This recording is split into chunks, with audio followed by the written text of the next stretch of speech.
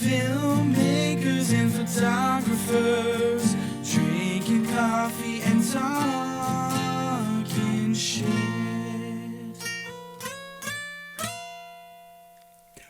What was that? That sucked. Sorry, I definitely failed. Yeah, that was a total fail.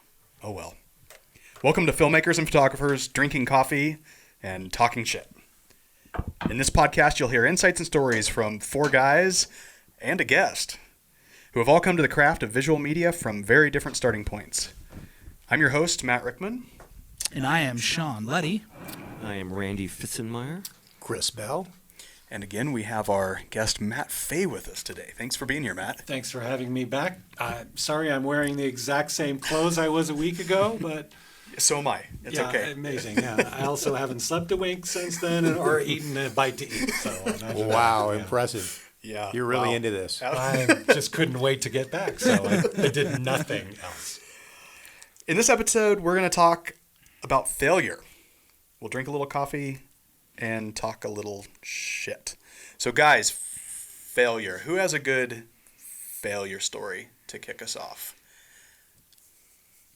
As Matt stares down I know. Nobody wants to answer this one. Anyone? Chris is All mad. right, Look at the I'll hands start fly, it out. guys. I mean, this is going to be short and quick because I never fail. That's why I'm so successful. I mean, it's there could be no other way.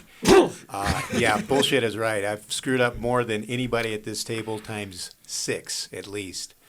I would say one of the failures, a very painful one, is I used to have this thought that I can't lose a client. A client is so important that no matter how toxic the relationship is, how painful it is, you can't lose that client. And I put people at my company through living hell. I'm not going to name names. You were there, I think, at the time, Matt. Yeah.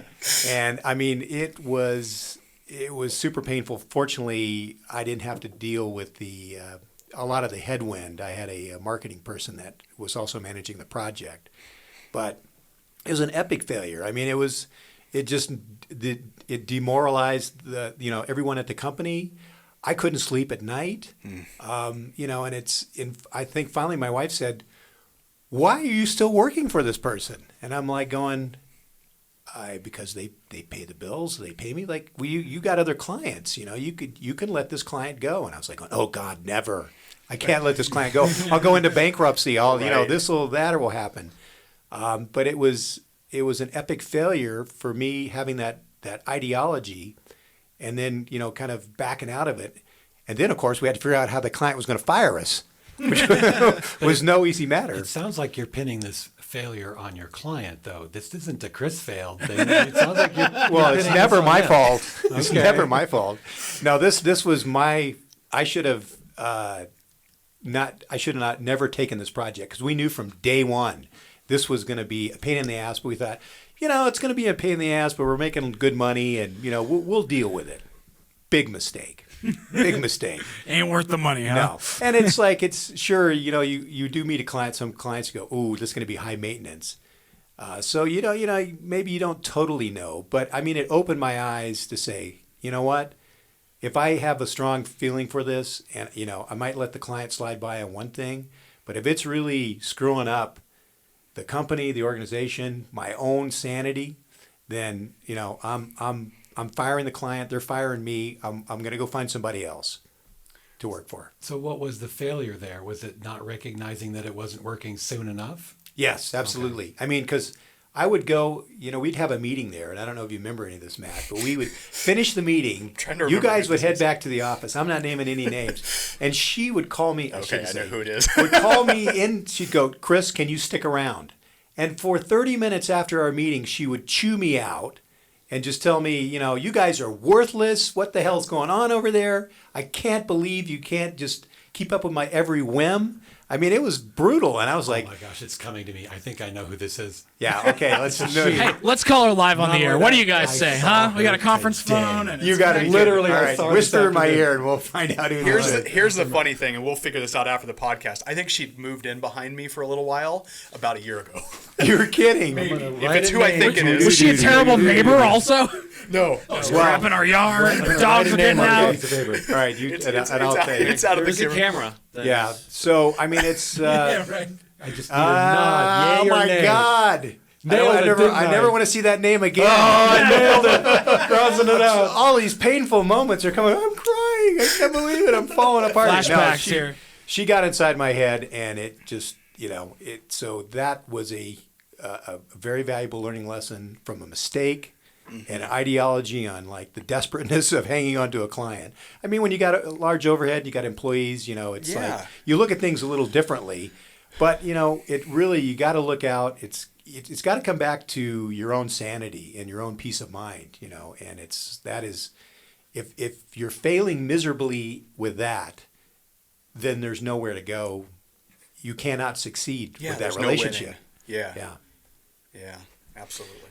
I guess I'll take it next, Chris, as far as the failures go. I had a couple written down here, just some off-the-cuff ones, but I think I've thought of an even better one. And Matt, you may remember this one. So like my off-the-cuff ones are, messing up a photo shoot when you're a second shooter at a wedding and, someone's really counting on you to get some good photos and you go back through, you're like, God, all these are soft. None of them are sharp. I'm a terrible photographer.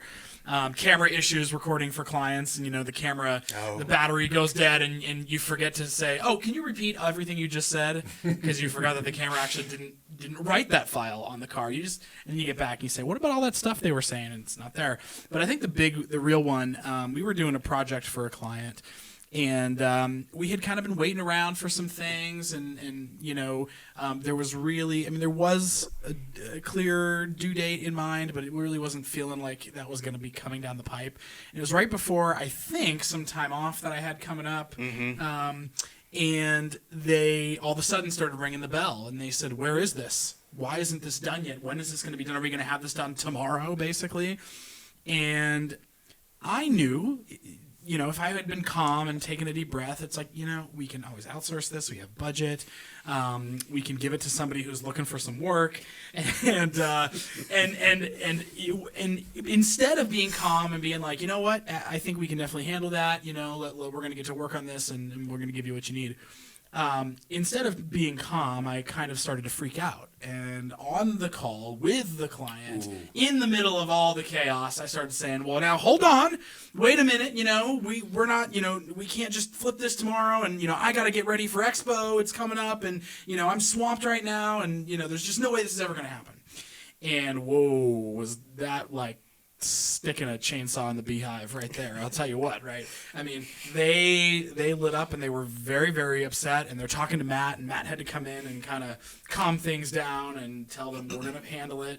And I think we actually ended up giving this one to Randy, which is why this is such an appropriate fail story for me. Because Randy did a wonderful job and the project came off, without a hitch and they loved it. And everybody was happy and it was a happy ending. But the fail for me was not keeping my cool, not being solutions oriented, and not keeping the problem out of the view of the client. Granted, you want to be transparent, you want to be communicative, but you really don't want to have a meltdown in front of the client saying, that's not possible, we can't do it, And I should have been in my right mind enough to know that that was not the right way to handle it. But I was emotional instead of logical, and as expressives and creatives can be sometimes. And that was the result. I pissed them off and got everybody all worked up, and we still were able to make it happen thanks to Randy. So. But what was the most important part about all of that? It's you, Randy. Giving you the job. No. No, it was. You learned something from it. I learned something from it, and we were talking before we started the podcast about, a failure is only a legitimate failure if you don't learn from it, right? If you keep making the same mistakes over and over. I was doing some technical stuff yesterday in front of some pretty high-profile people, and they were like, "Hey, thanks so much. It didn't work out. It was a bad thing. Nothing really worked as we planned." But they sent out an email and they said, "Hey, thanks to everybody." And I responded. I said, "I want to thank you guys too because you're a great team to work for, and there's nobody I'd rather fail and then cross that out, learn in front of." Because that's really what it was, is we were learning what's possible, what's not. So you can't really think of it as a failure if you learned. The only failure is if you don't learn from it, right? Yeah, that reminds me of one of mine the other day of Take it everybody away. loves new shiny gear, don't they? Oh, yeah. Ooh, I We love the all smell have that of new gear gear. acquisition syndrome, right? Well, it's never good. And we all know this, but we do it anyways. Take brand new gear onto a job. without really intimately getting to know it, especially when it comes to audio. Yeah. Audio is the bane of my existence. In general, wouldn't you agree that it is more difficult to fix audio issues than visual? Yeah. I would say yes. I would say more of the projects we have, more often than not, it's audio that's the problem than video. And it's more difficult to fix or hide or cover up. Yeah. I'd So agree it's with probably not a good idea to take a brand new mixer to a very important interview. I digress. You couldn't just say pause for 3 days while I learn this new piece of equipment part. And, that. I got the and, manual here somewhere. and what's your Wire this schedule next month so I can fly back out? Oh, man. Oh, Wow. there was travel involved too. Yeah. But did it all work out? What happened? Luckily, I didn't have the mic that I wanted, but for some reason, I decided not to put the lapel mic into the mixer, and I connected it straight to the camera and used that. We had some clothes ruffling and whatnot, but all in all, Yeah. could have been worse. Yeah, for sure. But so I learned a lot from that. What did you learn? Never use shiny new toys without really getting to know them well. Okay. See, that's what I like about being a designer. If something's not working, I can fix it. I have Command Z. I can do undo, right? Once you guys have recorded something, done. Right? Man, Locked. fix it in post is an old, not so true, yeah. not as Yeah. doable as you think. Absolutely. Yeah, I'm a firm believer in that if you're not failing from time to time, then you're not trying, you're not pushing things, you're not learning, you're not growing, you're playing it too safe, if you will. I guess one of my failures, I have one to back off of Randy's. Sean and I were on the shoot together. We had a brand new camera. I couldn't for the life of me figure out how to get it to record. And it was one of our new Fujis, and it functioned slightly different than our other Fuji, where depending on how you configured it to record, like your frame rate and all of this stuff, you could create a scenario where it wouldn't record. It basically, you're routing stuff to like the HDMI out instead of recording to the SD card or some shit. And we're there with a client all ready to go, and I'm like, oh fuck, it's not working. Fortunately, fairly technical, so I figured it out, but it was that panicked moment of, shit, same kind of thing. And sometimes, how long does that take? Yeah. Oh, and it feels like the 3 minutes, which is not a lot of time in the scheme of things, feels like an eternity when the client is watching you and someone's mic'd up Yes. and they want to record and get it done, and you're Yes. like, just a second. And in this case, we were standing out in a hemp field in the middle of summer. It was hot as all get out. Like, no one wanted to be out there any longer than normal. If you were sitting in a nice air-conditioned room, you could, take your time. But this was, it was go time. So I definitely have one of those failures. My other failure is a little bit more, we were talking before we started recording kind of about being a perfectionist. And, Steve Jobs is the one who was quoted with saying, real artists ship. It's all about delivering stuff. It's not about thinking about doing it or starting to do it. It's about shipping. And I think that's probably one of my biggest failures. I have so many projects in the can that I've never cut together and put together, personal stuff. And it's because I'm a perfectionist, and because it's my own work, it's even worse. Because I want it to be this amazing thing that I think it could be in my head, and I'm almost paralyzed by that fact. And I've been working really hard on it. My wife and I are starting a new vlog series, and we were shooting stuff over throughout December, and I really worked on that because you have this vision in your head, and of course everything's perfect in your head. And when you start to do it, you realize you're human, you're limited time, it's never perfect.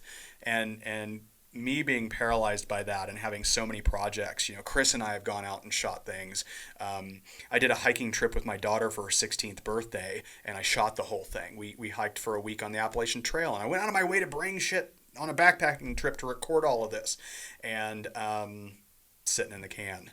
So to me, that's a massive failure. It's something I want to work heavily on getting over that crap. Especially with editing, you can always recut it. Yeah. You can always redo it. Yeah. And that sort of thing. That's definitely one I suffer from as well as the rock art documentarian here who's been working on this damn thing for 15 years.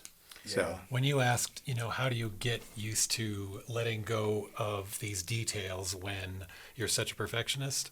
I think what experience and the number of years, I'm admitting I'm very old here, but the number of years, the more years you do it, the more times you see critical details you thought were going to make or break and mattered most and you're willing to fight to the death for, turn out nobody gives a fuck. Nobody even cares. knows them. Yeah. They look at the big picture. They get the big effect. Those things matter. It works or it doesn't on a large scale, but all those little details I thought were really going to matter, you see those fall by the wayside and just not mattering. Nobody remembers. Nobody cares but you. Get over it. Yeah, I like that. Faye, you've had to have had a failure or two. No, I'm right there with Chris. No failures. There's a lot of different kinds of failure. The saying shit happens kind of failures, those aren't interesting to me anymore. Of course, things fall apart, things break. Yeah. Miscommunication, on and on and on. I get over those really quickly these days. There's the failing in order to succeed kind of failing you talked about, which is you've got to try a few things before one works. Those I don't mind. And I've got, young designers on staff and I tell them the same thing. I'm like, well, you've got to try something. You got to try it, but it might not. Well, of course it might not work, but then you'll know maybe what will by going down that path. I had a conversation with him a number of weeks ago where he was saying, well, you always just seem to come up right with it. And I'm like, no, you're missing it because you have to try all your ideas on paper to see that they will fail. Myself, I've been doing this so long, in my head I go, I know I could, no, that won't work. I know I could, oh, that's not going to work. I know, what if no, that's not going to work. And I eliminate 5 failures before I sit down and do something. So it just looks like I'm not failing. But the truth is I've just cut to the chase faster than I used to.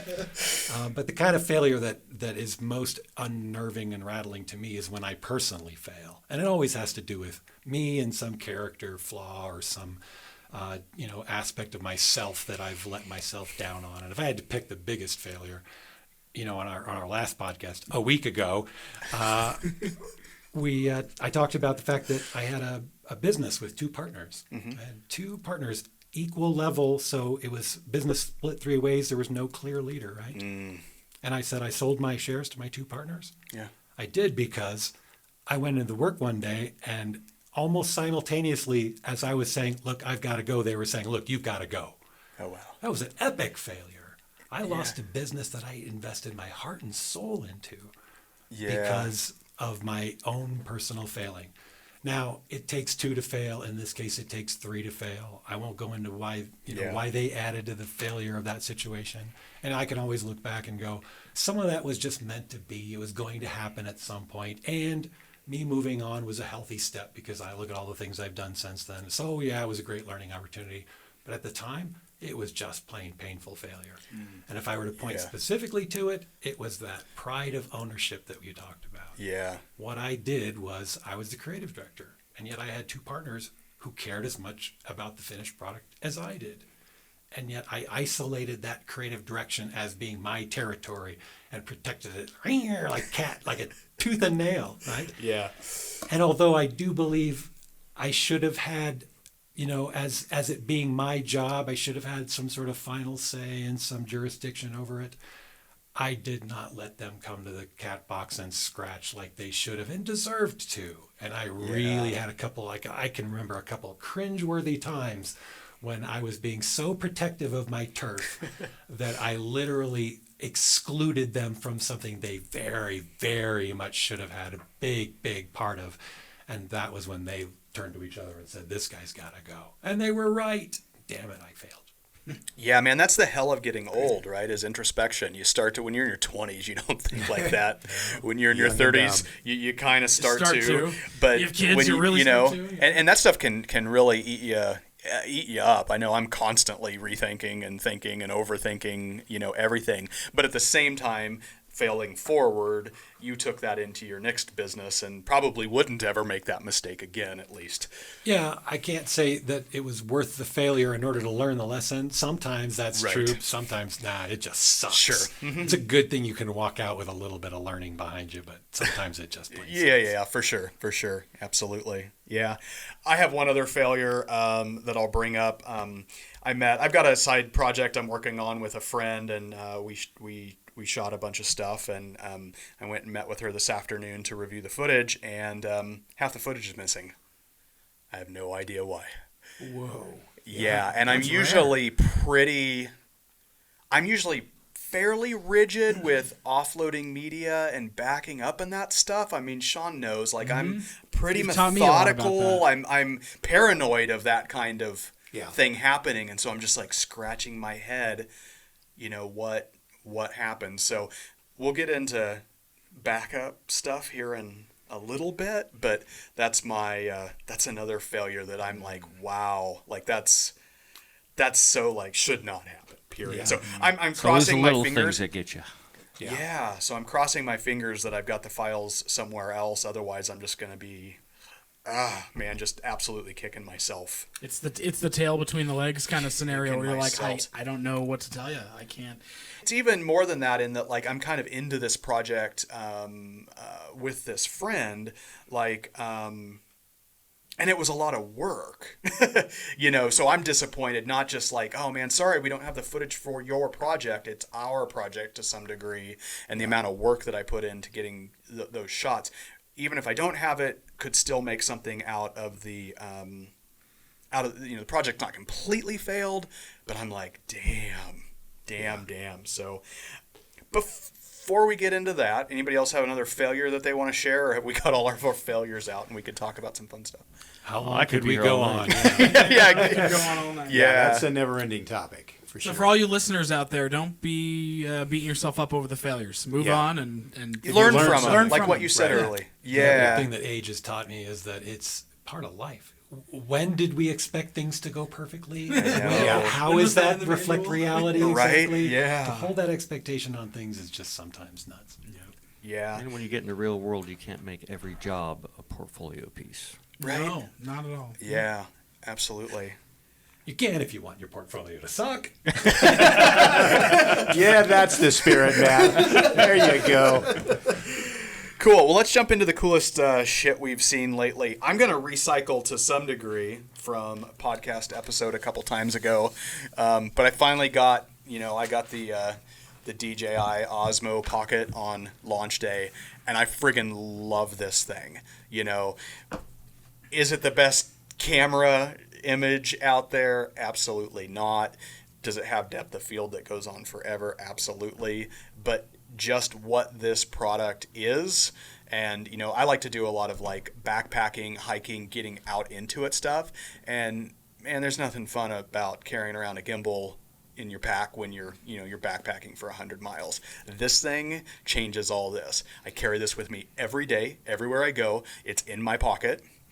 I mentioned a minute ago that my wife and I were starting a vlog thing, and it's kind of going to be a family thing, and we're going to record a lot of stuff, and this is absolutely it. This also is what my wife's going to use to record all of her vlog stuff, just because it's simple. You turn it on, it ticks most of the boxes. And it's silky smooth. And it's smooth. So right, like you get that production value that automatically boosts the image quality just because it's stable and nice. Is it too wide Do you angle guys- for shooting? No, it's actually not wide angle enough. It's Oh. not. It's about the equivalent of like a 35 millimeter lens, I think, compared to like GoPro being like Right, that's what I was 20 or something. envisioning. So like if you're using it, vlogging style, you kind of have to I have to be about out here to frame myself perfectly, in it. I'm holding it about arm's length away. So, but I dig this thing. It's so cool. I'm amazed at just how tiny and James Bond spy shit that thing looks. That is amazing. Looks like an alien Do you think- device. And it has a monitor where you can actually Yeah, it- that's frame cool it up. too. Because like with Exactly. GoPro, that was always the problem at first. Is you can't see what you're shooting. You Yeah. just assume it's pointed the right Pain in the direction. ass.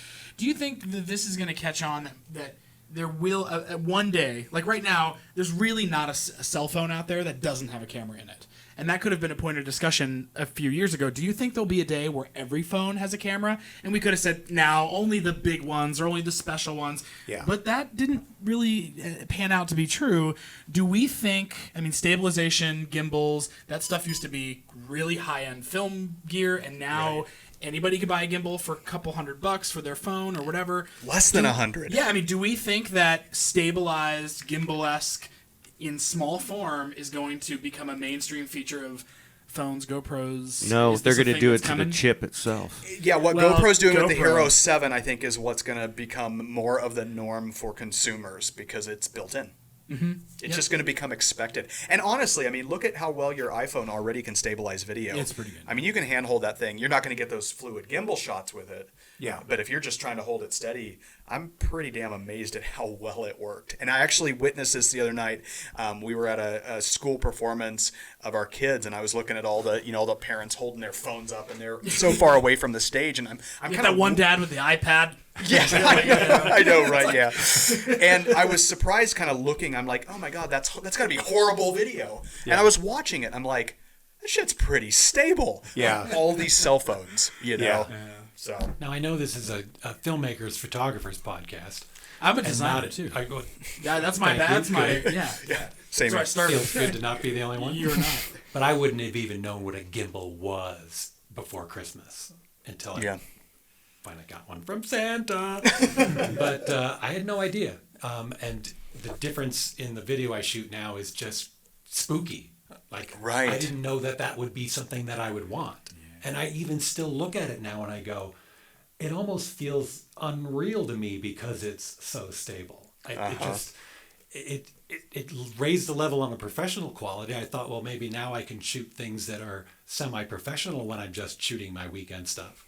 But it added another flavor to it. Now it feels like, it doesn't feel like the home movie anymore. Now it feels a little, it just, it Cinematic. spooks But me out let a me little ask you bit. this Yeah. from a marketing standpoint. The trend was to not have high production value and make it more real. Yeah, I don't know. That's why your question about whether or not consumers will demand the gimbal, part of it's going to be, will they value that style of production over their handheld, shaky, whip the camera around, they're very spontaneous with these cameras, and the video is almost I think intentionally- consumers This is will too buy whatever polished. they're told is the coolest thing for them to have. I think artists are going to have a vision for what they want to achieve, and if it is supposed to be raw and kind of, real, true to life, maybe that smooth camera stuff is too cinematic. I don't think the ending of Goodfellas would really work on a steady, smooth ass gimbal. But God help, It's have you gotta- seen NYPD Blue? Have you gone back and watched it? Whoever shot that, whoever was the DP on that, needs to be smacked because it was all Yeah. like obviously intentionally introducing shaky. It was energy, that you know. it was In that vogue. phase of the early 2000s right. when people were trying to do that. Yes. Now you get to do that with a gimbal, We but did it's that on not a few so, projects. I'm sure. I've never done it. It looked like crap, utter bullshit. Yeah. Yeah, there actually is kind of just not to get too far off topic, but there is kind of a cool like whip pan thing that I tell you, the coolest shit that's being done to push the art of filmmaking, if you will, is being done by vloggers on YouTube and seeing how these guys shoot stuff and the like whip pan transitions and like the going in and then out of stuff and just all of that. Yeah. It is setting the tone because it's telling millennials and younger like what to expect from a visual, like what to expect from Yeah. visuals. Yeah, so Like the storytelling aspects of like, you want to communicate this, or is it just, story, whoa, that's cool. That's storytelling kick-ass. in that everything is jump cut now. Yeah. Everything. Yeah. But then also just the style of how they shoot things, and then doing whip pans for transitions and just some of those kind of things. The future of video production, filmmaking, etc. It's YouTube. Watch vloggers on YouTube. That's my stake in the ground, at least. I might be way the fuck wrong, but Yeah. Well, there's different, the vloggers on YouTube may not be making feature films, and feature films may not ever adapt or evolve into what vloggers are doing from a style standpoint. My assertion But I is do that they think- will. You think they will? Well, just like I don't think that it's going to be a long time, if ever, you're going to have VR as feature films. Interesting. Yeah, I mean, and that's the thing, Personal right? opinion. You think we're like when we FaceTime at my house, it's like we're living in the future, right? I mean, it's like that today. That's kind of video conferencing. It's all over the place to be able to see someone on a TV that's not with you. But a few years ago, that was like science fiction stuff, right? I mean, when Back to the Future 2 came out, that video conferencing thing wasn't real at the time. That was like It wasn't? Right? Come on, you know this. So it's like, you know what I mean? Like, They didn't really ride a hoverboard either, Chris. yeah, no. Sorry So, to break but that you know to what I you. mean? It's This like, is destroying my the whole fact worldview here. That we're living in that now. Yeah. Randy, who's to say? Yeah, I mean that like when you go to the movies, they hand you this giant headset, and now the movie's happening next to you and on top of you and here because augmented reality has become the thing that how we experience the story. And I think that there's evidence to support that in that movies are starting to do the like 4D, 5D, you know, the seat that rumbles and the scents that get pushed out into the air. Smello cam. Yeah, we saw that. We smell-o-vision. saw that at Adobe Max this year. Yep, On those exactly. little, Exactly. those little chairs there. So, yeah, and I think there are things that'll come and go, just like there is with any trend or fad, right? There'll be something that's like everybody thought they were going to have this thing, and then it just kind of fizzled out. But then there'll be that thing that catches on that becomes the norm, and then we'll look Dynamic back range. and go, Give me dynamic range. yeah, we'll look back and we'll say, oh my God, remember when we didn't have that? Remember when that wasn't a thing? I heard that humans can only see 3 stops of dynamic range anyways, just like they can't see 4K. We talked a little bit about the demise of 3D. That falls into that category. Filmmakers got all excited. Every movie had to be in 3D. I heard a commentary guy say, "When are we going to see a Woody Allen in 3D? Because the 3D is so ubiquitous now, and everybody loves it, and everybody's going." This was right after the, Avatar days when everybody was jumping on the bandwagon. It didn't happen. Woody Allen is not shooting any movies in 3D, and 3D's going by the wayside, much to my sadness.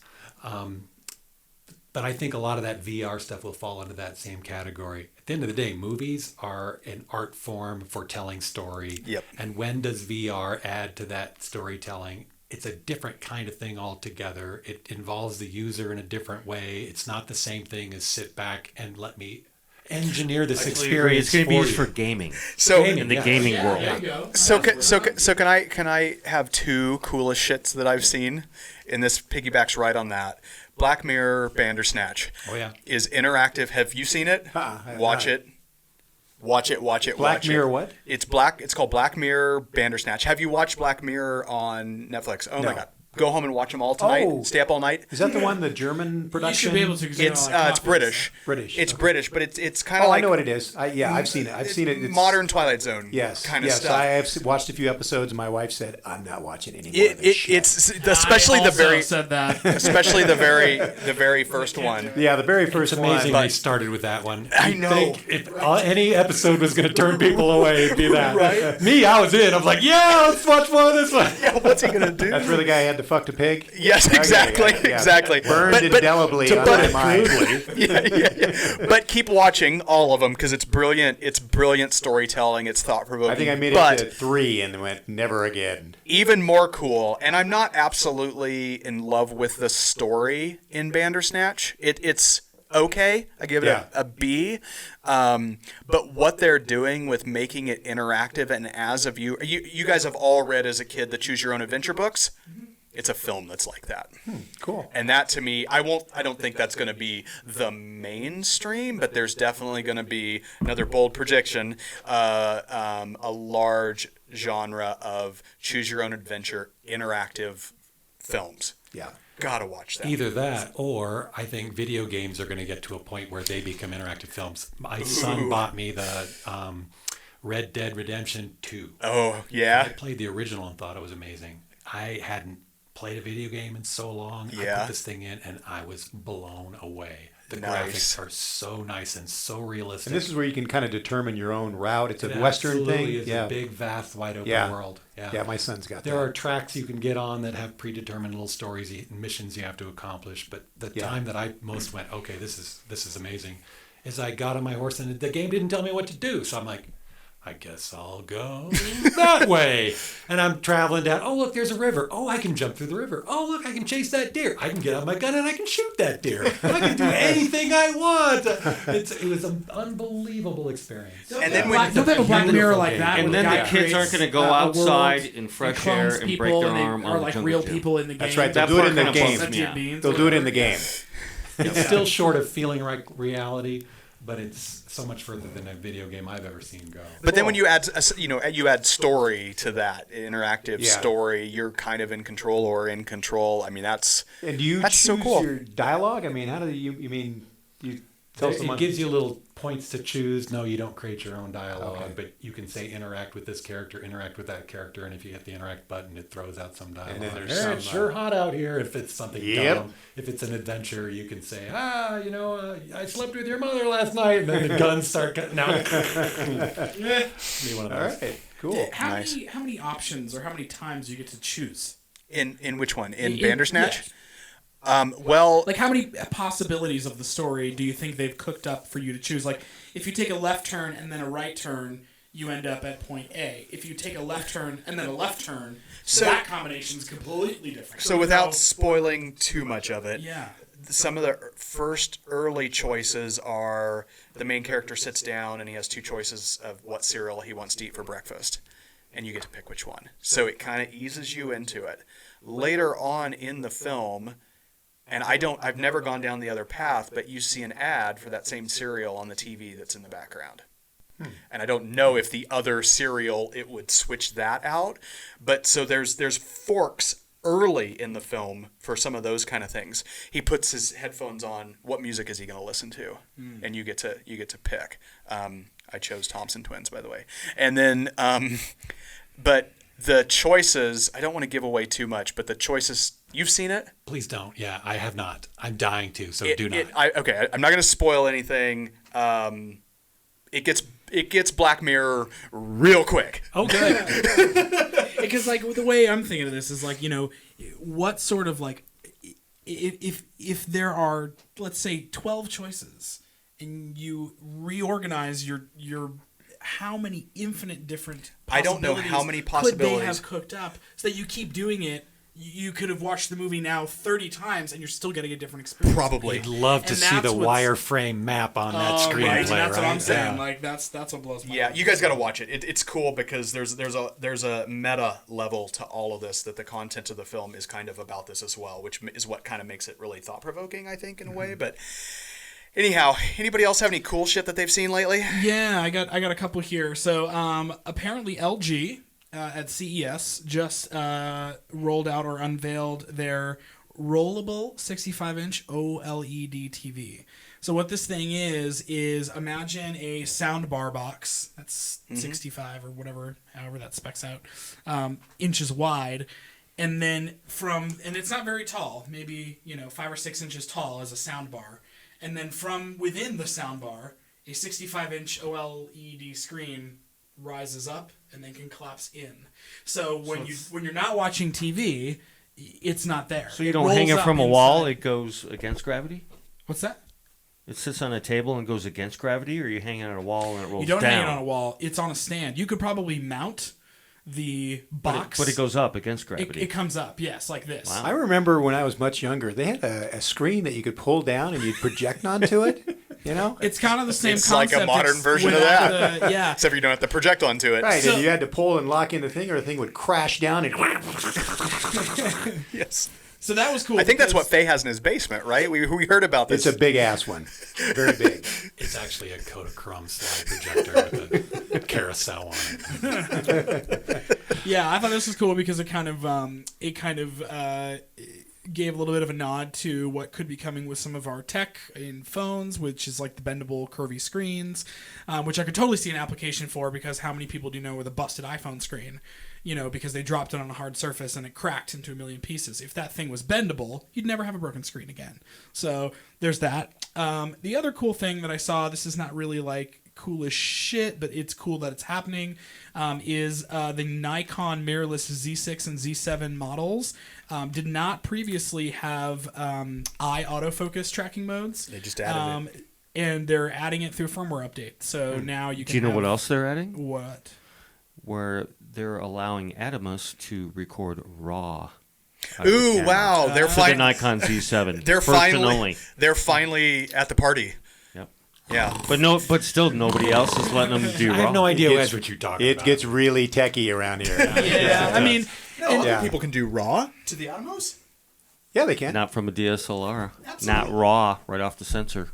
Yeah, Canon can. Yeah, I'm pretty sure Canon can, and Anyway, this is one of Anyways, those I things. just read We'll it. take it And outside. that's what they yeah, said. we're not even on geeky tech shit yet, or are we? well, it's probably the first Video mirrorless recorder or for something, something like that. Something like that. Video Yeah. recorder. So those Oh, are my. Those Pro, are my oh, cool by the things. way, ProRes raw.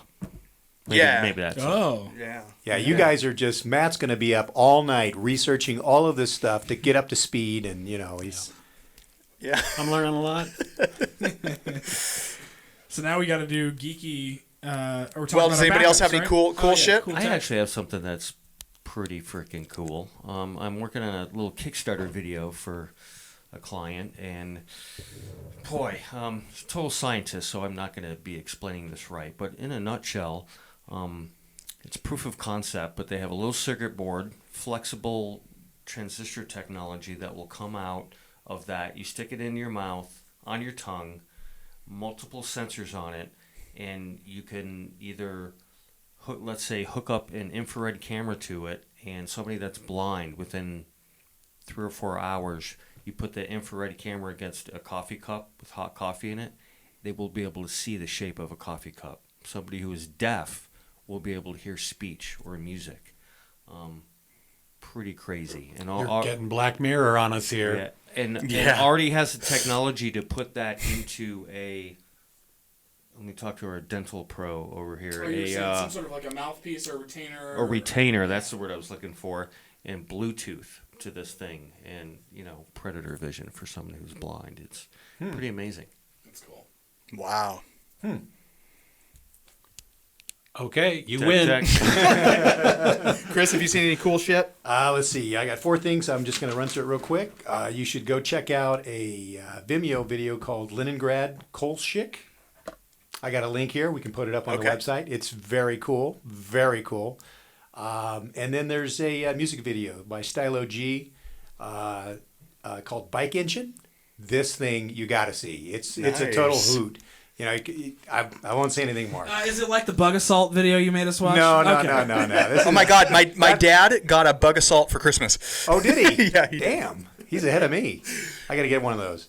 The other cool thing I saw was one of our photographs that Randy helped me on a project, made it to the homepage of Vestas on their homepage. Nice. Got a call from the client, said, "You made it to the homepage." And I was like, "What?" Very cool. And the probably most coolest thing, I saw my son propose to his girlfriend. I heard about that. That was awesome. And to be there and to be invited to be there to witness it. And she was totally shocked and blown away that we were all Did there. she say yes? She did say yes. Okay. Yeah. So there you go. Bayman? I probably would have to go back to the Red Dead as a cool thing, but Yeah. I've already covered that. As I mentioned before, I did. Santa brought me the GoPro Karma drone, is that what it's Karma called? drone, yeah, with the gimbal and the Nice. handheld unit that comes with it, and the And so the thing with that one, right? You can use it handheld as a gimbal, or you can throw it up, fly it in the air. it's the exact same Correct. armature. You pull it out of one and stick Nice. it in the other. That is a and great it's idea. Really nice. That is. Yeah. And I love the fact that it's a GoPro camera on it, and has all the stabilization built into the camera, and then with the armature on top of that. And I've crashed it maybe 3 times now, just trying to learn all the tricks, and because it's got some pre-programmed flight stuff in there that I thought would do this, and apparently you've got to really. Be It does careful do that. about You what just it don't does. know. You don't know how to use it. You could go into a lot about what I don't know, Chris, but yeah, I think breaking Let me add through it. Let me propeller add it. blades is part of the learning failure experience. we Absolutely. talked about, What goes so up will come down. That was a cool one. And then the third thing I would mention, and I'll have to show it to you off air because it's a visual thing. But my son is into stop motion animation. Oh, sweet. Yeah, and he's done a lot of projects, and they've all been very cool and fun and creative and great and all that. But he did one for his school project recently that blew my socks off. And so I hate to just grandstand, my own family member here, but he did it on a theme that was sort of the project to do it on a theme. I helped him out a little bit with how to rig it and maybe take care of some technical specifications. But the idea and execution of it was all his, and I just couldn't. It's the coolest thing I've seen in a long time. Nice. Very good. Very good.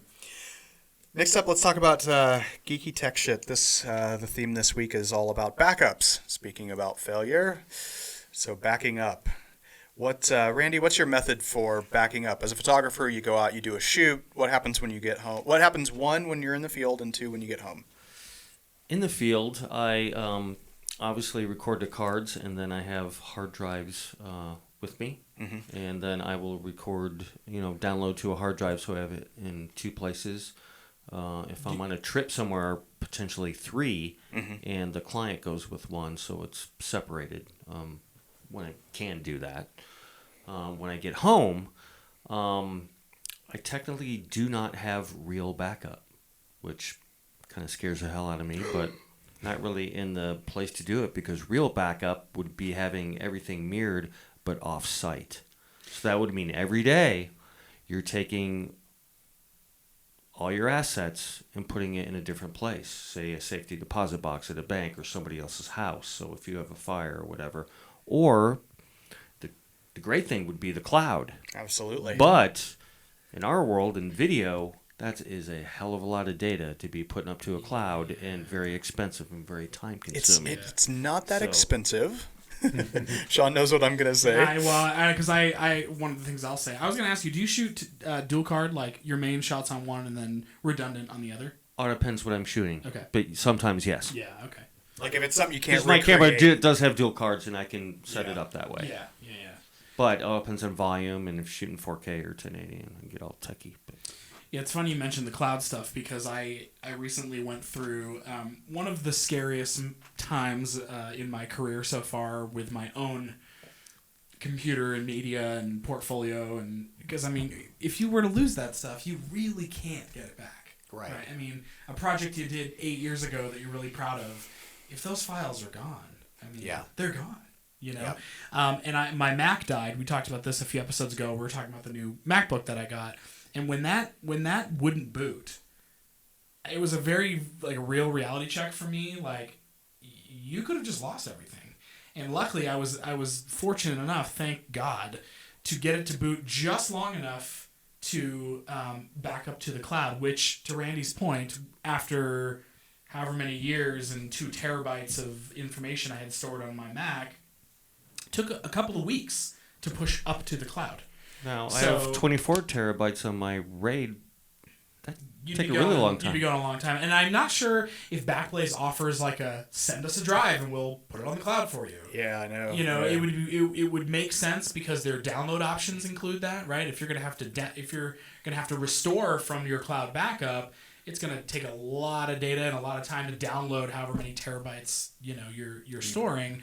And the longer we go on this journey of creators, the bigger that number gets. If you keep everything, right? And maybe you do, maybe you don't. But yeah, so when that happened, I not only got everything backed up to the cloud and started that process, but I kind of changed how I started doing things. I used to store everything on the internal storage on my computer, and I don't do that anymore. Now the computer is the machine that drives the software, and I store everything on an external hard drive. So if my computer were to die, break, not boot, that hard drive still has everything on it, and that's where everything goes from the get-go. And what kind of hard drive? Is it solid state or a spinning disk? It's a Lacy 6 terabyte. That's a good question. Spinning disk. Spinning disk, right? Less reliable than a solid state. Less reliable, you think? Absolutely. Yeah, but hard drives are pretty reliable. Well, and I have, to your point, Matt, yeah. I've had 2 Seagate hard drives just stop working. Like, they won't mount, and I can't see what's on them, and granted, there's probably some sort of back hack I could have gone in and done, but really now it's save everything to my external hard drive, and I have my Backblaze account set to automatically every time I generate a new file, so it's going a little at a time. Incremental. A little bit at a time. So now that the whole backup's done. So that's, and when we shoot something, I come home immediately and I put the cards and I try and get it onto the hard drive That's what I do. I put it on the RAID, so that's kind of backed up. Yeah. It's a RAID 5, it's split up. But then until the job's done, I also put it on another just portable little hard drive. Just because I'm paranoid. But Question for our I listeners. should look into Backblaze, but it's... Yeah, Backblaze is great. It's $5 a month. Is that what it is? It's not bad. Yeah, it was like and totally how worth much it at the time. space? Unlimited. That's $5 per computer. Yeah. For And $5 a month. And do they throttle their kind of Their upload? Yeah, their upload or You anything? can control it. Okay. You So have if you're different worried amounts about of blowing out threads your and internet stuff like connection No, for the month? I'm wanting them not to throttle it so I can get as much. I Yeah. can tap out You the can- speed on You my can end. have like choose that. 10 Okay. different Wh- threads which- going which- at once. And Us, Nice. something that's Or- affordable is probably only 3 megs, where, I mean, if you're a large corporation and pay for the pipeline coming Yeah. in, you might get 10. It's still not that fast. How is Backblaze different than Dropbox or something like service like that? Dropbox is expensive. You could do the same thing with Dropbox, but it's Well, you're price limited in would space, be- too. Well, you could get up to that 24 terabytes in Randy's, but oh my god, that would be expensive. Yeah. Amazon Web Services is another one. Amazon for a Box while had itself. Box can get expensive. I used to use Carbonite. I switched to Backblaze when they changed their pricing because I like the unlimited. You've been on Backblaze for years. You recommended for it. quite a I was on while. it that's for a why while. I switched Yeah. to it. Yeah. Yeah, I love it for Okay. $5 a month. I mean, it's just an absolute no-brainer. Period. Yeah. So I don't like my method is and this is more for my kind of workflow. I have a Lacey 8 terabyte drive. That's kind of my main. It has what I call my photo archive, my video archive, and now a thing called scan archive because I've been scanning all my family's analog photos in. And then I have 3 individual drives for each of those. My scan portable drive, my video portable drive, and my photo portable drive. I have those drives kind of as a backup, but more just as I can grab those off my desk and work in the field or wherever I want with them. But my backup strategy technically is Backblaze, period, in the cloud. Because the thing about it is if you, for a while I used to do this thing where every week I'd back up a hard drive. And then I'd take it to my office, and so I would have like a hard drive at my office that was within a week of what I had at home. But then the thought occurred to me, like, now if a tornado rips through my home and my office, which are generally pretty close to each other, I've lost my backups. Now, granted, if that happens, I might not care that much. That might be the least of my worries. But the point is, if you have a local natural disaster, you're screwing your backups. So it should all just be in the cloud. And then Backblaze, they're backed up God knows how much. So. Yeah. But Backblaze is purely backup. It's not part of your production process, and there's no collaboration. No, you'd have to It's download it back literally down just because you can't backup. work off of That's it. the big Exactly. difference. Well, And I had could it- download individual files if you wanted to. You can. So if there was like a picture, you were like, "Oh, that's right, I need that picture of the Mona Lisa that I shot." what's the and limit I don't of- have it on a drive. you What's the could limit download of a it. file size? None. I know box is downloaded- 15 gig. No, I re-downloaded my entire backup. But he's asking No, individual file size. Individual file. I don't think they have one. So if you have a video that is over 15 gig, I know a box is 15 gigs. yeah, I don't know if For Backblaze does or upload? not. No. The like. Yeah, but that actually is for Like it won't upload. store a file bigger than Exactly. Yep. Exactly. I don't. That seems silly. Box is a pain in the ass. I don't know. They're more of like a corporate IT Yeah. kind of Right. play. Right. So, Box, if you want to prove Corporate yourself, world. go ahead and call filmmakers and photographers. We'll get you on the air and have a debate about it. I know in the design world Sponsored we by don't Backblaze. have the kind of large video files that you guys Right. have to deal with. Yeah. But we do use a fair amount of video as part of our projects. But so for us, we don't have that same backup issue. Our issues are more collaboration. Our issues are more can we share active same files with clients? And for that, I see now that Dropbox is Absolutely. that's the way that those I files love are. Dropbox. It's not just Frame.io And blows them all away. Yeah. Frame.io. Frame.io. It's awesome. we'll Check link it in out. the description. Go check that out. Do the free test of it. Vimeo has it as well now. Yeah. If you're already a Vimeo member. Yeah. I'll have to check that out. Chris, how about you? Like when you guys are out on a shoot and then you come home and come back to the shop, what's some of your backup? Yeah, our stuff is very low tech, but fairly bulletproof. I mean, it's not 100%, but we shoot dual card when we're out in the field. So, I've never had an SD card fail, but it only takes one. to lose a client. We get back, we've got 2 drives. Well, we immediately back it up to 3 things. The workstation is going to be worked on, and then 2 external drives. And those are mirrors. It's double redundancy. And we have had a USB drive fail in the past, but we always had the other one. Yeah. So it's worked out well. I escort the drives off from my office about every 2 or 3 months because we're filling up the backups. Take them home, throw them in a box. So I've got them at the office. I got them at home. And No cloud for you? no cloud. But I am going to, the Backblaze thing, I'm going to look at that, because we got so much media. I mean, Well, I was going to ask you that. How long do you tell your clients, I'll keep this footage for how long? Yeah. I don't say give forever? them. Yeah, I don't quantify it. And the thing is, it's very rare that they ever come back. So we've got these gob tons, terabytes, and it never What's gets the next used. size up from a terabyte? Petabyte. Ketabyte? Peta? Peta. I think peta with a P. That sounds like a dangerous kid molesting pedophile. Wow. So, but there's, come on. But it's, it's that rare occasion that a client calls back up on something you did like 2 years ago, 3 years ago, 5 years ago. And then we've got a very long standing client that, they'll come back to us 10 years and go, yeah, remember that thing you did back in the 1870s? And I'm like, yeah, we probably got that around here somewhere. And our backup system is very simple. We've got a folder structure. It goes just like you guys probably have as well. So it's pretty easy to locate and, pull It out. hasn't failed you yet, right? Has not failed in all why these years. change a winning ball game this But year? I am waiting for the cloud to kind of come into its own to make it affordable. I think it has. Well, that's the thing. Your method is probably more. Look at that shot. Nice. It's like Starbucks just took over on the live stream. Yours is kind of expensive because you're buying a bunch of hard drives. It is. Whereas Backblaze would be $60 a year per workstation. Now, granted, the catch with Backblaze, and this is something you'd have to still Can't deal just with. go grab it. Boom. Well, You don't need can't- to unless there's a failure. You can't.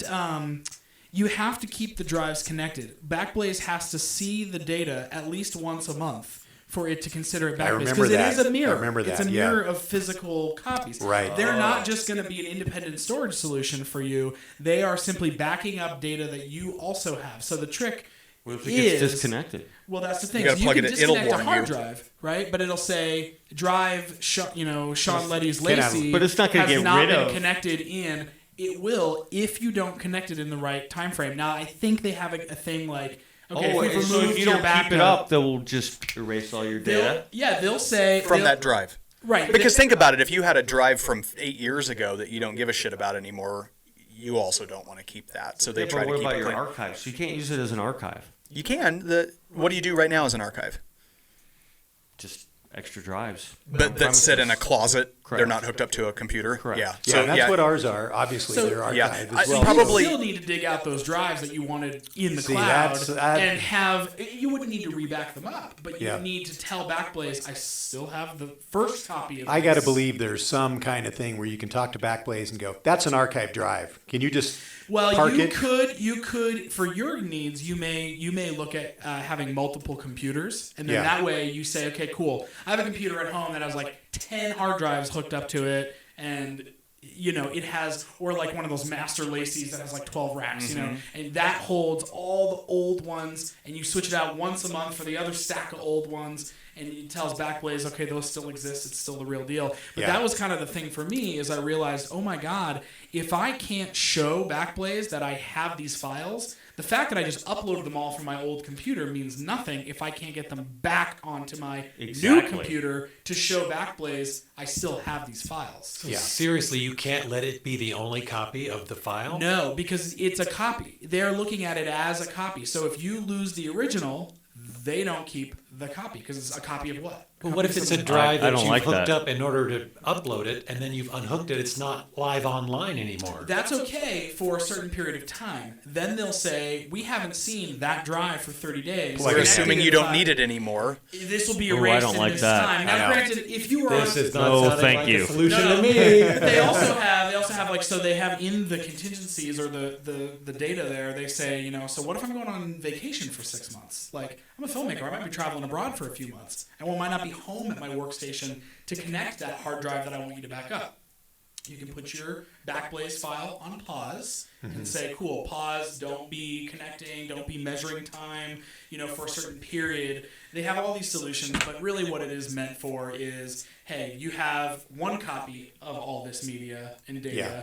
We'll make another copy that'll be safe and sound, and then in the instance that you lose that copy, you can re-download it onto another drive and then tell Backblaze. That's the other thing, too, is once you re-download it, or once you've made your physical copy, Backblaze understands. They have like a file writing system that they use so that they can tell, oh, wait, I already copied this file. So if you move it to a new drive, it's not going to have to re-upload the new drive just because it's named something else. You can actually even change the file name. So I could have backed up Chris Profile Pick 1 and then change it to New Haircut number 3. I like it. It'll look at the information of the actual file and say, wait a minute, the name changed, It's just but a it's the same name, yeah. file. Yeah. So it creates an alias, and so they do Yeah, a it's pretty really good job with it's it, how you're actually. going to use it, the tool. You know, Yeah, I mean, but it's what just- about if It's you- not an archive device. Well, what about if you have a project for It is with For me it overhead. is, with, but- with overhead. All right, you have a project for a client. Your drive went down. You got to finish it. You have a day and a half, but all that data to work on, it's going to take a week for you to download all of it.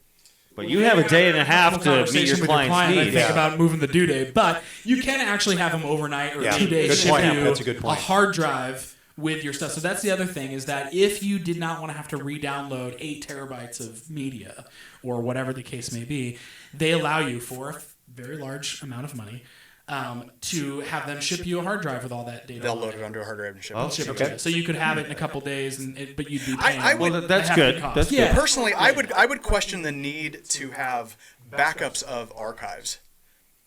You know, a hard drive sitting in a closet, you know, spin it up once or twice a year. Yeah, but I Shit's not have gonna fail. pulled And this drive that's years old and plugged it in, and nothing happens. Me Now, too. Oh, like maybe- it won't me boot too. up kind of thing? or Yeah, it there's won't some, turn it's on something. and- Maybe somebody dropped it over 2 years ago. Someone Well, was rummaging around. so what do you do if your second drive doesn't? I've never had that happen. See, but I've lost one it's drive. Just as likely. Oh, just that- for his cards going down. Remember the P2 cards that were Yeah, supposedly yeah. indestructible, way more so than an SD card. Yeah, Um, they're not I've- around anymore, Andy. I've sent one to Panasonic, $500 to get data off. I'll tell you what, if you don't have a cloud backup of something, there is a possibility that you will lose it forever. Yeah. With a cloud backup, Your house burns down? you No, I always agree to have the different- recovery option. So Yeah. I guess that's all I'll say about that. Y'all listeners out there, don't be like Shawnee. This episode sponsored by Back your thing up. Backblaze. Yeah, Back it up, online might not be the only thing, but from my perspective, for $60 a year, it's a no-brainer. Yeah. It's an absolute no-brainer. CIA, I use it baby. more in a personal capacity. Otherwise, professionally, we use Dropbox. I know And we have an a enterprise account, commercial so we have a giant account, 100 terabyte. commercial client that's doing it with Box and 128 terabyte. Wow. Yeah, for And sure. they're in the process of it now. Yeah, yeah. If you have the deep pockets, you know, something like But, Box you know, or it's Dropbox corporation. would totally Or your own work. offsite server. Yeah. That big. Yeah, I'll take one It of was those. only last year that I had a project that was mostly video that I shot and had an interview and all that kind of stuff on it. Put it on a drive instead of putting it on my laptop because I was doing most of my editing on my laptop. It was a nice drive. It was a quality drive. I plugged it in behind me because I didn't have a spot on the current strip I had. Started working on it, forgot that I had done it, got up, tripped on the cord, pulled the drive off the table, boom! I reshot that interview. Ouch. Oh, it was painful. You know? Oh, So man. I could see the emergency purposes of that kind of a solution. That's a But good one for the last episode. yeah, well, Yeah. that's the shit happens kind of failure is what that is. And it does, doesn't it? Yeah, absolutely. Cool. Any other thoughts about backups? I don't What about think so. backups Do of it. gear? Backups of gear? Yeah. Ooh, always have a second camera. kind of Let's thing? have the There's whole so much you can conversation do. over again as a backup. Just to make sure it was recorded. Yeah, I like that. Yeah, I mean, what do you guys? You know, you guys fly around and you do shoots, and you always have two cameras. I do.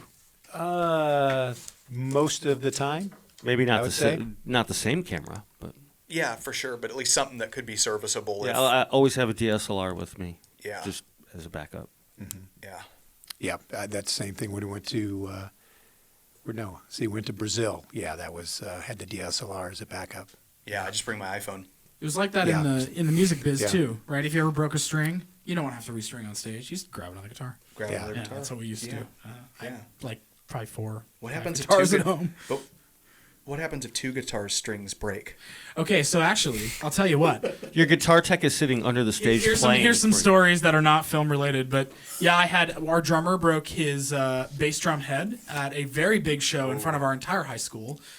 We were seniors. He was a junior, maybe a sophomore. He was younger than us, but it was like the big show, dude. It was the big show. Pre-Cambrian. Everybody was there. We were the headliners, and he broke on the Fossilized. last song. So our finale didn't have any thumpy bass.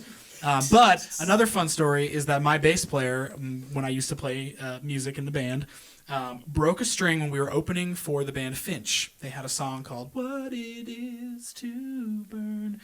Go back and check that one out. It's an oldie. But we opened for them. That was a really big highlight for us as a band. And of course, Newton's Law, if it's going to happen, it will. Keegan broke a string. But guess who brought him their bass? The bass player for Finch. So he got to finish our set playing Finch's bass, which was really cool. Because they also happened to be tuned to drop C sharp, which is what we tuned to back in Third Floor View days. Shout out to my old bandmates and all our TFV fans out there. And no, that's all I'll say about that. Yes, get a backup. Have a backup. Have a backup for your backup. Always. Backup. Your Yeah, backup. absolutely. Absolutely. Well, listen, gentlemen, it's always a pleasure to sit down with you and talk about our craft, drink some coffee, talk a little shit. Special thanks for Matt Fay for coming back again. Yeah, Thank you. Thanks, Matt. Yeah, awesome job. Driving all the way over twice. Much fun. For those of you brave enough to listen to this podcast, please make sure you've subscribed on iTunes or wherever you get your podcasts. Share it with your friends and colleagues, and go out and make something. I'll try not to fail.